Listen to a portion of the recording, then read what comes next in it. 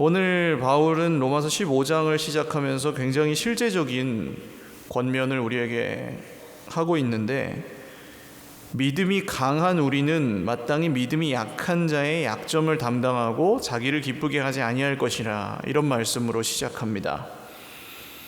믿음이 강하고 약한 것은 어떻게 할까요? 나는 믿음이 강해요 하시는 분 혹시 계세요? 있으세요? 어떤 사람이 믿음이 강한 사람일까요? 아무도 안 계시죠? 믿음이 강한 사람. 내가 믿음이 강해요라고 생각하시는 분. 그런데 굳이 따지자면 믿음이 강하고 약한 거는 있긴 있는 것 같습니다. 그러면 어떻게 알 수 있느냐? 물론 눈에 보이진 않습니다. 믿음이라는 게 눈에 보이지 않기 때문에 보이는 것으로 다 평가하고 판단할 수 없지만, 어떤 사람이 믿음이 강한지 약한지 혹은 있는지 없는지를 보려면 그 사람이 믿음이 약한 사람을 대할 때 어떻게 대하는지를 보면 알 수 있는 것 같아요. 그러니까 약한 사람, 도움이 필요한 사람, 약점이 있는 사람들을 향해서 어떤 식으로 대하는지, 그게 그 사람의 믿음을 보여주는 면이 있습니다. 그런데 여기 성경을 그냥 단편적으로만 읽으면 무조건 믿음이 강한 사람은 믿음이 약한 사람을 다 참아주고 해달라는 대로 다 해주고 그렇게 잘못 읽으실 수 있습니다. 사실은 그런 건 아닙니다. 성경이, 예수님이 뭐라고 말씀하세요? 내가 너희를 사랑한 것처럼 너희도 어떻게 사랑하라고요? 서로 사랑하라고 하셨습니다. 그러니까 믿음이 강한 사람만 사랑하는 게 아니에요. 믿음이 강한 사람이나 약한 사람이나 예수님을 믿는 사람들은 모두 서로 사랑해야 됩니다. 할렐루야. 그러니까 일방적인 사랑이 아니에요. 무조건 참고 이런 건 없습니다. 그러나 믿음이 약한 형제들, 나보다 믿음이 연약하고 좀 기다림과 보살핌과 긍휼히 여김과 따뜻함, 이런 게 필요한 형제 자매들을 위해서 내가 조금 나의 유익과 나의 자존심과 이런 것들을 잠시 포기해야 될 때가 올 수 있습니다. 교회를 세우기 위해서. 그때 그 사람의 믿음이 어떤 믿음인지가 드러난다는 거예요. 어떤 경우에 형제의 약점이 보이면 그 약점을 평가하고 판단하고 정죄하고 그 약점을 이용해서 그 사람보다 위에 올라가려고 하는 경우가 있습니다. 그러면 공동체는 오히려 세워지는 게 아니라 분열합니다. 수직적인 구조가 돼서 하나님 앞에서 서로 사랑하는 게 불가능해지죠. 그런데 믿음이 약한 형제의 약점을 담당하고 자기를 기쁘게 하지 않는 분들이 말씀의 은혜 가운데 세워지기 시작하면 교회는 자연스럽게 성장합니다. 왜냐하면 교회에서 같이 있고 싶은 사람은 어떤 사람이에요?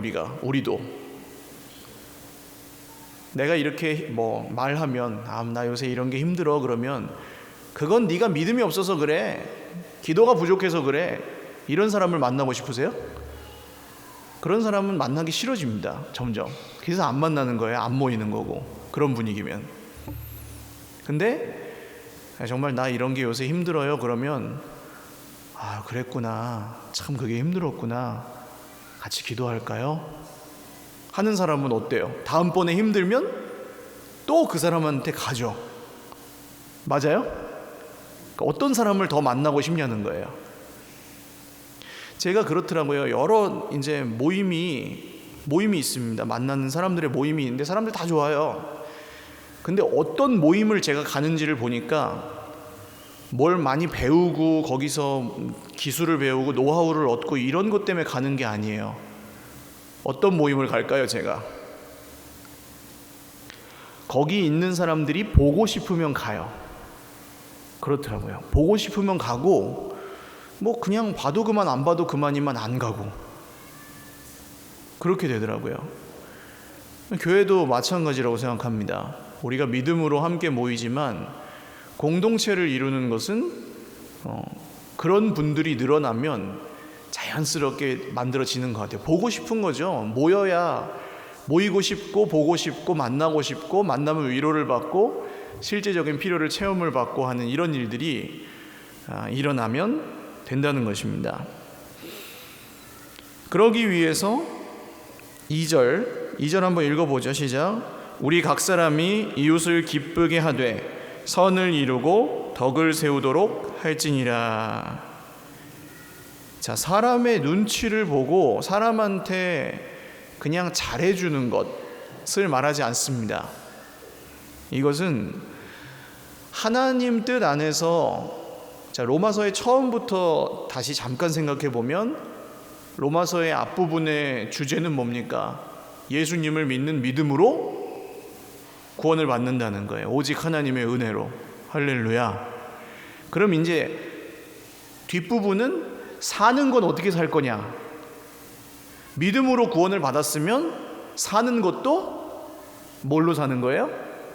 믿음으로 산다는 거예요. 은혜로 구원을 받았으면 사는 것도 은혜로 산다는 거예요. 할렐루야. 그러니까 이게 이어지지 않고 끊어지면 이상한 신앙이 됩니다. 믿음으로 구원은 받고 은혜로 구원은 받았는데 내가 잘해야지 잘 살 수 있다, 내가 열심히 해야지 복을 받는다, 이런 식으로 끊어져 버리면 신앙이 이상해지는 거고, 은혜로 받은 구원, 은혜로 구원받은 사람은 사는 것도 은혜로 산다, 이렇게 연결이 돼야 된다 그랬어요. 근데 오늘 이 말씀도 똑같습니다. 그렇게 은혜로 살아가는 사람의 삶은 하나님께서 그냥 내버려두지 않으시고 말씀대로 변화시켜 주시는 줄 믿으시기를 바랍니다. 그러니까 성경의 구약 성경을 보아도 그렇고 신약 성경을 보아도 그렇고 하나님을 의지하고 어쨌든 순종하려고 애를 쓰면서 따라가는 사람들은 그 사람이 처음 성경에 등장할 때와 마지막에 등장할 때의 모습이 같아요, 달라요? 성장해요, 안 해요? 성장합니다. 다른 사람이 됩니다. 아브라함이 젊었을 때 뭐 아내를 누이 동생이라고 거짓말하고 그런 것만 보십니까? 아들을 하나님 앞에 드리는 걸 보셔야죠. 어떻게 된 거예요? 완전 다른 사람이 되는 거예요, 점점. 바울이 사울일 때 스데반 집사를 잡아 죽이고 예수 믿는 사람들 잡아 죽이던 것만 보십니까? 아니죠. 온 세계의 교회를 세우는 하나님의 사도로 쓰임받은 날이 왔었죠. 그러니까 이 하나님께서 하시는 일은 그런 겁니다.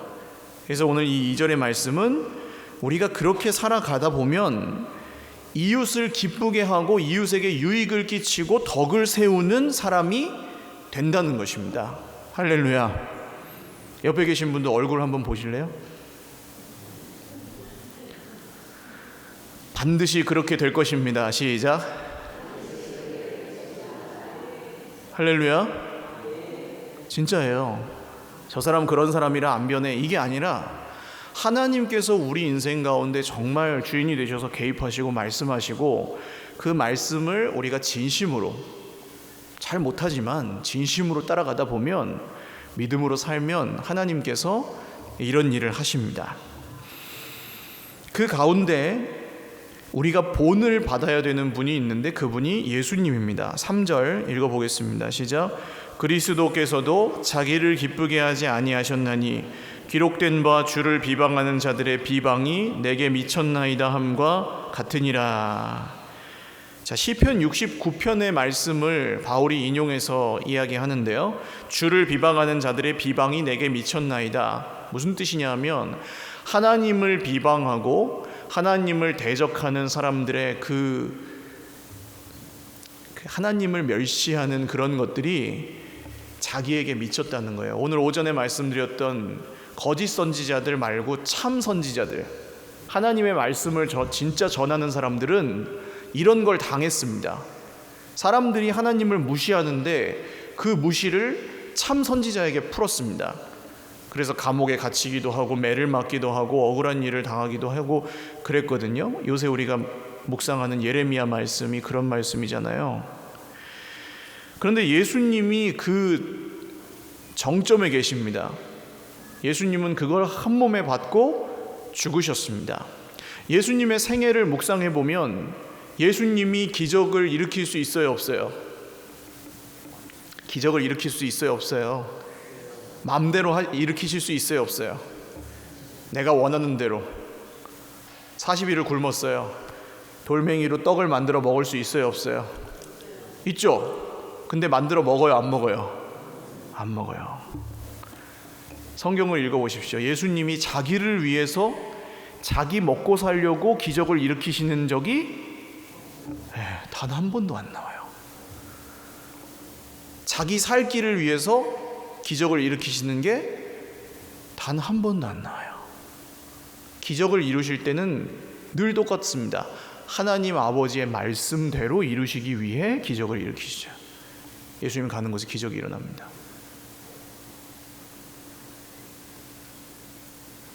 그래서 우리가 살아가는 삶도 사실 우리는 늘 우리에게 유리한 쪽으로, 우리에게 이익이 되는 쪽으로 우리의 상황이 바뀌기를 참 원하고, 또 사실 기도도 해야 됩니다. 하나님의 뜻을 우리가 다 모르기 때문에 말씀 안에서 우리가 필요한 것을 구해야 돼요.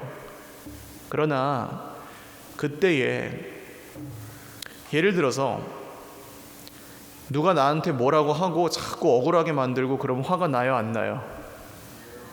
화가 나요, 안 나요? 그럼 그때 그리스도인들은 어떻게 해야 돼요?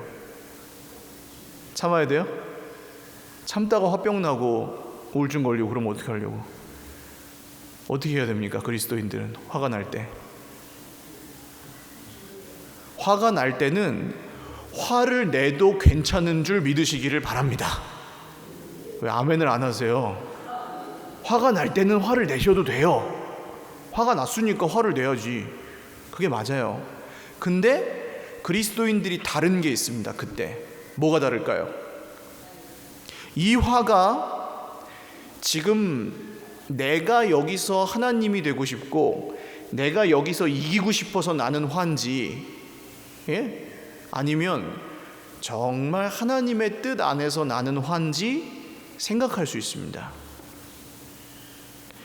하나님의 뜻을 어기고 대적하고 막 말도 안 되는 걸 하는 사람에게 화가 날 수 있어요. 그때 하나님이 주시는 거룩한 분노로 분노할 수 있습니다. 그건 그리스도인들의 해야 될 일이에요. 잘못된 걸 바꿔야죠. 그러나 거기에 내 화가 섞여 있을 때 그 화를 참아야 됩니다. 이해가 가세요? 하나님 뜻이 이루어지기 원하는 거룩한 분노가 있고 그냥 내가 승질 부리는 화가 있는데 이것을 분별하여 화를 낼 수 있는 사람들이 그리스도인입니다.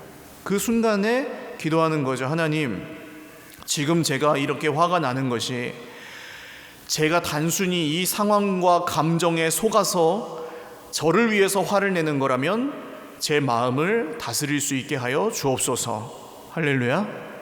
이렇게 하는 거고, 이것이 정말 하나님의 말씀에 어긋나는, 여기서 참으면 안 되는 상황일 경우에는 화를 내는 것이 맞습니다. 기준이 어디에 있을까요? 그러면 그 기준이 하나님의 말씀입니다. 말씀으로부터 나와야 돼요. 그 기준이. 그래서 그 다음 구절 4절 보겠습니다. 4절 읽겠습니다. 시작. 무엇이든지 전에 기록된 바는 우리의 교훈을 위하여 기록된 것이니 우리로 하여금 인내로 또는 성경의 위로로 소망을 가지게 함이니라. 아멘. 전에 기록된 바는 뭐냐 하면 구약성경입니다. 바울의 시대에는 성경이 구약성경밖에 없었습니다. 신약성경은 아직 제대로 만들어지지 않았을 때니까 구약성경밖에 없었습니다.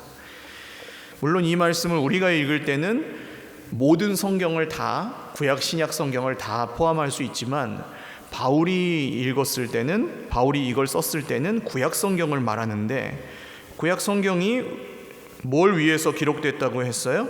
우리의 교훈을 위하여 기록된 것이니 우리로 하여금 인내로 또는 성경의 위로로 소망을 가지게 함이니라. 이렇게 말씀합니다.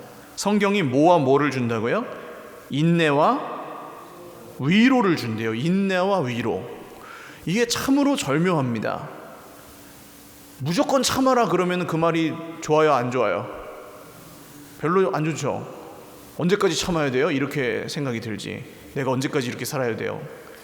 근데 무조건 참아라가 아니라 위로가 함께 오면 어때요? 그러면 좀 참을만 하죠. 아니, 이렇게 부부가 결혼을 해가지고 같이 살아갑니다. 근데 부부가 같이 결혼을 해서 살아가면 형편이 좋든 안 좋든 힘들어요, 쉬워요? 결혼을 해보신 분들, 결혼 생활이 쉬워요, 어려워요? 뭐가 어렵든지 어렵죠. 어려움이 옵니다, 힘든 게. 근데 서로 간에 위로하면은, 서로 이렇게 불쌍히 여기면은 조금 갈만하고, 그런 건 줄 모르고 결혼했어? 이렇게 하면은 당장 이제 이혼하고 싶고 그런 거잖아요. 인내하면서 가는 힘이 어디서 오느냐 하면 위로에서 온다는 겁니다. 그러니까 아주 절묘하죠. 성경이 우리에게 주는 게 뭐와 뭐라고요? 인내와 위로라고요. 내가 이렇게 하나님 어떻게 삽니까? 이 믿음으로 살려면 손해도 많이 보는 것 같고, 내가 포기하기도 해야 되고, 믿음이 강한 사람이 약한 사람의 약점을 담당해 줘야 된다고 하시고, 기도도 해야 되고 뭣도 해야 되고, 난 못할 것 같아요 라는 마음이 들잖아요. 그런데 그 길을 계속 걸어갈 수 있는 기준도 성경에 있고, 그 길을 걸어갈 수 있도록 도와주시는 인내와 뭐가 있다고요? 위로가 어디에 있어요? 성경에 있다는 겁니다. 할렐루야. 그래서 말씀을 묵상하면서 우리가 그 인내와 위로를 함께 여기에 받고 소망을 품게 되는 것이 내일을 향하는 마음인 거예요. 하나님, 오늘 제가 힘들지만 이 하나님의 말씀으로부터 인내하겠다는 결단을 하고 동시에 위로를 받습니다. 그리고 제가 소망을 가지고 다시 일어나 오늘을 살아가겠습니다. 이게 성경 묵상이에요. 진짜로 거기서 하나님이 아시는구나, 내가 힘든 것을 아시는구나, 내가 억울할 때 아시는구나, 내가 지금 이 문제를 겪을 때 얼마나 무력하고 스스로 힘들어하는지 아시는구나, 내가 죄를 이기지 못한다는 사실을 아시는구나, 이런 것들이 오잖아요. 아브라함과 이삭과 야곱이 정말 무슨 인간 같지도 않은 인간이 아니라 우리랑 똑같은 모습으로 실수하고 연약하고 그런 모습들을 보면서 우리가 와닿잖아요. 근데 그 가운데 하나님께서 이 사람들을 포기하지 않으시고 끝까지 끌고 가시는 걸 보면서, 그때 아브라함을 끝까지 끌고 가셨던 하나님이 나도 끝까지 끌고 가시는구나. 할렐루야. 이 세상을 포기하지 않으시고 아들의 생명을 주셔서 구원하시는 주님이 오늘 나도 나를 포기하고 싶은, 그렇게 형편없을 때도 있는 나를 포기하지 않으시는구나. 할렐루야. 이 인내와 위로가 말씀을 묵상할 때마다 저와 여러분의 소망이 되실 수 있기를 주님의 이름으로 축원합니다. 그래서 5절 읽겠습니다. 시작. 이제 인내와 위로의 하나님이 너희로 그리스도 예수를 본받아 서로 뜻이 같게 하여 주사. 자, 다시 반복되죠? 뭐와 뭐의 하나님이요? 인내와 위로의 하나님이요. 성경은 하나님을 믿으면 다 하나님이 알아서 해주니까 니네는 할 거 없다, 이렇게 얘기하지 않습니다. 은혜는 그런 게 아니에요. 인내해야 되는 게 있습니다. 우리가 믿음으로 살아가는 사람들이라면 정말 하나님의 말씀이 이루어지기까지 인내해야 되고, 하나님의 뜻을 이루기 위해서 인내해야 될 때가 있습니다. 그게 믿음이죠. 그럴 때는 물론 하나님이 하시는 것도 있습니다. 근데 하나님이 말씀하시고 그것을 이루실 때까지 시간이 필요한 경우가 대부분이고, 그 인내는 우리의 믿음이라는 거예요. 근데 동시에 하나님께서 그 가운데 우리를 위로하시기 때문에 그 길을 우리가 함께 걸어갈 수가 있는 겁니다. 근데 거기서 서로 함께 인내하고 위로하는 공동체가 교회인데, 옆에 계신 분들 얼굴을 보세요. 나랑 똑같이 생겼어요? 안 똑같이 생겼어요? 똑같이 생긴 사람 있어요, 없어요? 없죠? 성격이 똑같은 사람 있어요, 없어요? 나랑 100% 잘 맞는 사람 있어요, 없어요? 예? 나랑 잘 잘 100% 잘 맞는 사람 있어요, 없어요? 없어요? 좀 있으면 안 됩니까? 교회인데? 근데 어떻게 해요? 같이 있어요, 우리가. 때로는 진짜 마음에 안 드는데 그래도 어떻게 같이 있을 수 있습니까? 성경이 우리에게 뭐와 뭐를 준다고요? 인내와 위로를 주기 때문에. 그래서 같이 있는 거예요. 그리고 거기서 하나님께서 하시는 일이 뭐냐면 그리스도 예수를 본받아 서로 뭐가 같게 해주신다고요? 뜻이 같게 해주신다는 거예요. 그러니까 우리가 성경을 중요하게 생각하면 할수록 뭐가 같아져요? 우리의 뜻이 같아져요. 뜻이 같아지면 같아질수록 싸울 일이 있어요, 없어요? 없어요. 줄어든다는 거예요. 뜻이 같아지면 같아질수록 서로 마음에 안 드는 게 줄어든다는 거예요. 할렐루야. 세상에서 그냥 내 맘대로 살 때는 쟤는 나랑 안 맞아 하고 끝낼 것도 교회 안에서 계속 하나님이 주시는 성경의 위로와 인내를 계속 받다 보면 그리스도 예수 안에서 우리의 뜻을 하나님이 갖게 해주시는 줄 믿으시기를 바랍니다. 하나님이 살아계시다는 거 어떻게 알 수 있느냐?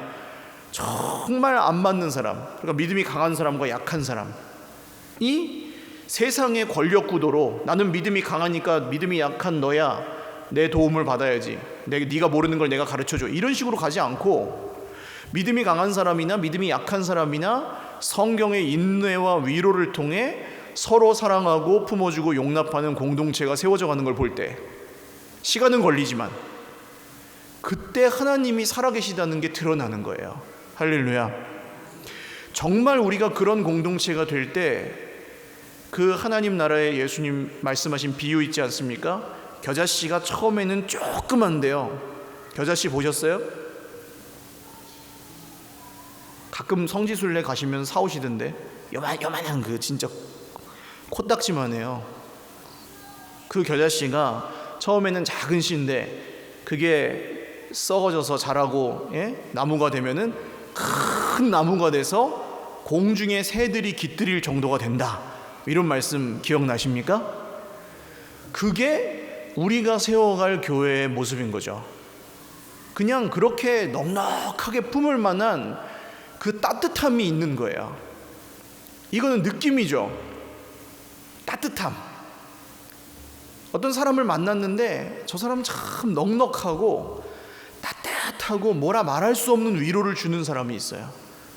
몇 마디 말 안 했는데도 그냥 한번 안아주면 마음이 풀리고 그냥 어디 가도 안 받아주는데 나를 받아주는 사람이 교회에 있어요. 그럼 그런 교회는 가요, 안 가요? 간다는 거예요.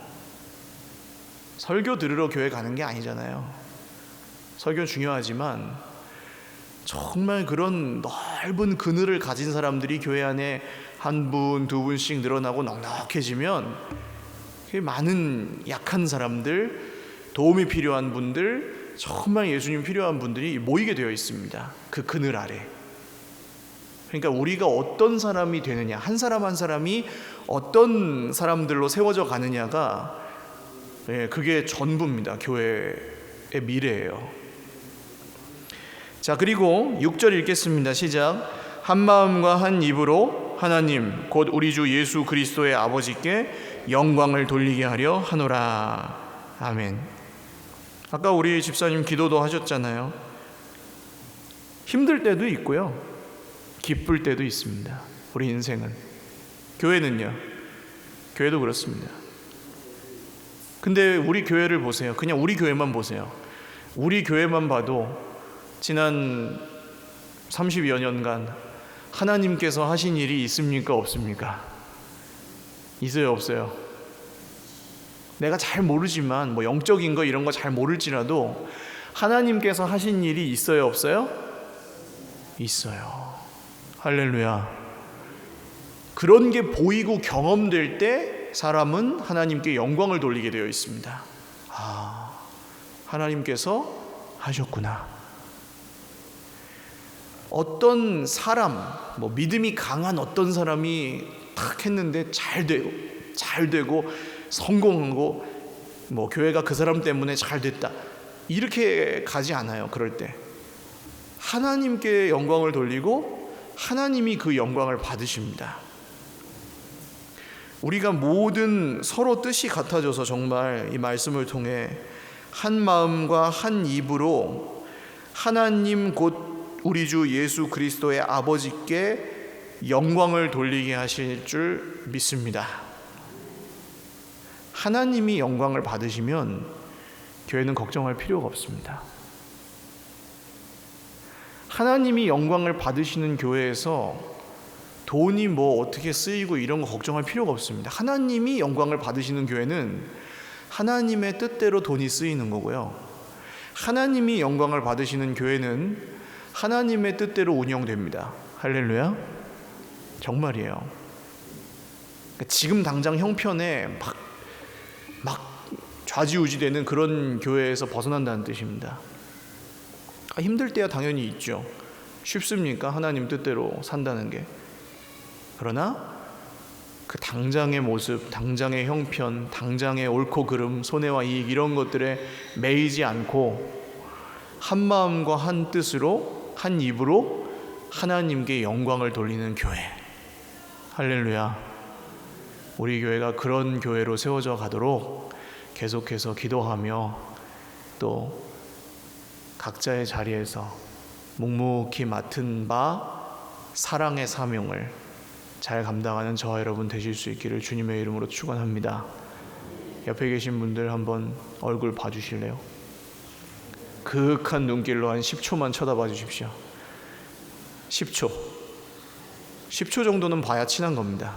10초를 봐도 어색하지 않아야 친한 거예요. 네, 다 보셨으면 이렇게 말씀해 주십시오. 끝까지 함께 갑시다. 할렐루야. 중간에 헤어지면 안 돼요. 왜냐하면 천국, 마지막에 완성될 천국에서 중간에 헤어진 사람들은 좀 어색할 거예요. 네, 거기서 봐야 되기 때문에, 영원히 봐야 되기 때문에 그렇습니다. 우리 같이 기도하겠습니다. 오늘 말씀 기억하시면서 하나님, 이 좁은 문 좁은 길을 갈 때 우리가 힘들 때도 있고 오늘 형편 때문에 어려우기도 하고 사람 때문에 힘들 때도 있고 내 자신의 부족함 때문에 눈물을 흘릴 때도 있지만 성경의 인내와 위로로 여기까지 왔습니다. 앞으로도 성경의 위로와 인내로 하나님이 우리 뜻을 갖게 하여 주시고 한 마음과 한 입으로 하나님께 영광을 돌리는 교회로 세워져 가게 하여 주시옵소서. 우리 서로를 위해서, 교회를 위해서 같이 기도하겠습니다.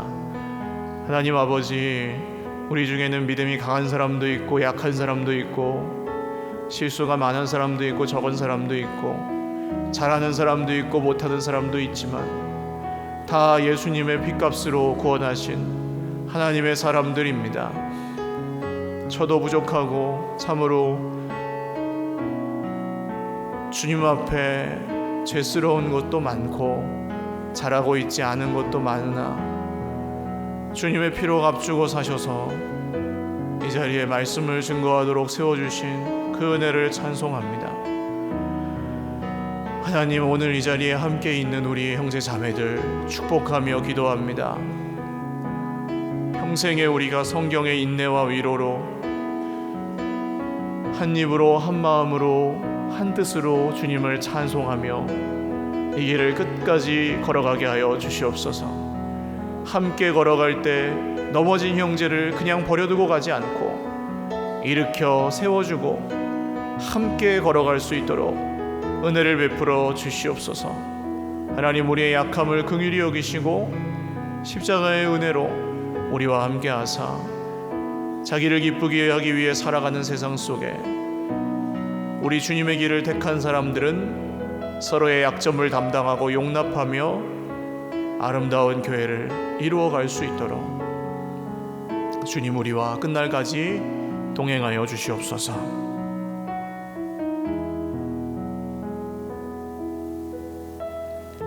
존귀하신 하나님 아버지, 우리 서일교회를 통하여 영광을 받으시는 주님을 찬송합니다. 우리 각 사람 한 사람의 기도와 섬김과 사랑함과 믿음을 통해 주님의 몸된 교회가 아름답게 세워져 감을 봅니다. 주님, 우리가 혼자 있으면 아무것도 아니지만 주 예수님의 이름으로 함께 모여 성경이 주시는 인내와 위로를 따라 오늘을 버티고 견디며 살아갑니다. 내 옆에 있는 약한 형제 한 명을 그냥 지나치지 않고 한번 따뜻하게 안아줄 수 있는 사람들이 되게 하여 주시옵소서. 우리의 그늘이 점점 넓어지게 하시고 예수님이 필요한 이 시대에 상처 입고 슬픈 많은 분들이 우리의 그 그늘 아래 들어왔을 때에 나누지 않고 홀대하지 않고 주 예수님의 모습으로 다가가 함께 성경의 위로와 인내를 누리며 한 마음과 한 입과 한 뜻으로 주님의 은혜를 찬송하며 끝날까지 함께 걸어가는 우리 교회가 되게 하여 주시옵소서. 감사하옵고 이루실 주님 기대하오며 예수님의 이름으로 기도 올리옵나이다. 아멘. 우리 하나님께 영광의 박수 올리겠습니다.